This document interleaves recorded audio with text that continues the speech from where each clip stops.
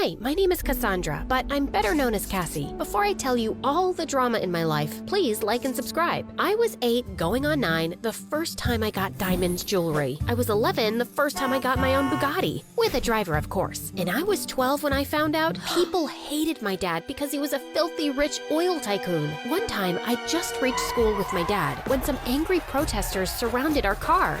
The rich are too rich! More money to the people!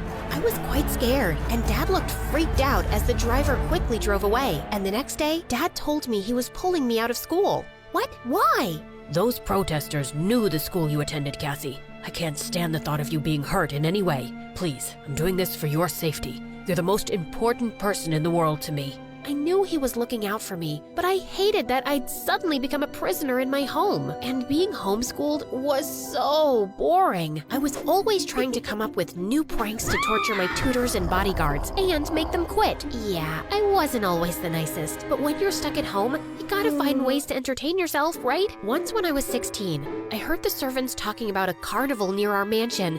So I planned days in advance to sneak out one evening, and I was having the time of my life there. But just as I was chatting away with a friendly young clown, he suddenly got tackled to the ground by my freaking guards. And right behind them was Dad.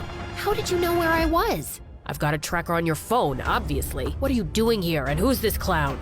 Oh, you want to know who this clown is? He's my boyfriend. Yeah, I met him online on dataclown.com, and he's sweet and of course funny. And I'm madly in love with him. And what am I doing here, you ask? I was planning on running away with him tonight, duh.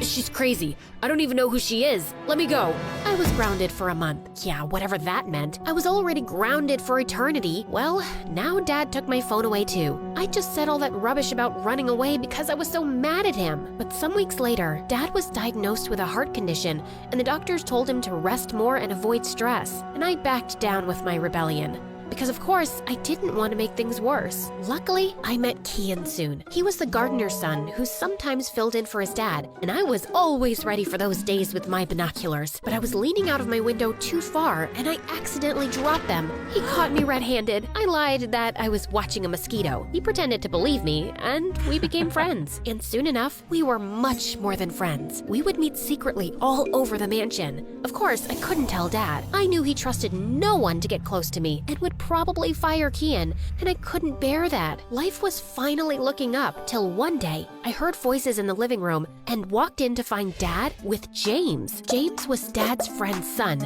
and my arch nemesis. He was a couple of years older than me, and we'd never gotten along as kids. No one had been happier than me when he'd gone away to boarding school. Yeah, he was cuter now, but I was sure he was still a turd. Cassie, come say hi to James. He's starting as an intern at my company from Monday. Yeah. Hi, James. How you been? Don't really care. And how come you've never asked me, Dad? Well, we were just discussing your tutor's reports, Cassie, and you've really got to step it up if you plan on taking over your father's company one day. He's built it by working very hard, and it should go into capable, responsible hands. Oh, and would those hands be yours? And why were you discussing my reports? Dad, I want to start as an intern on Sunday. No one works on the weekend, honey. Well, fine, Monday then. Arrange my bodyguards, roll out the red carpet, bring out the helicopter. Cassie is coming to the office. I'd never taken much interest in Dad's company before, but I had to now because James was totally sucking. Roll out the red carpet, bring out the helicopter. Cassie is coming to the office. I'd never taken much interest in Dad's company before, but I had to now because James was totally sucking up to Dad, pretending to be super interested in everything, staying extra hours to do research, and giving ideas that Dad loved. I even tried stepping up once by making a presentation for a project proposal, but James suggested one tiny change to it, and Dad told him he was brilliant. It was like I was invisible around James. And then a week later, things got worse. Dad threw a huge party, and I was really surprised to see so many people around my age and not the usual boring old guests he invited. Cassie, meet Esteban. His father's in the diamond trade. Oh, and this is Ahmed. He's third in line to the Moroccan throne. And this is... Dad, what is all this? It's all for you, darling. You know my health isn't the best, and I'd like to set you up for success. By marrying me off?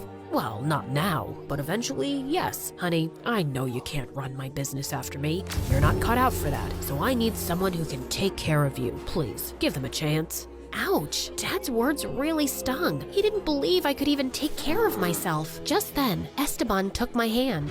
You look as lovely as a Matisse. I don't know Matisse. Is she a new actress?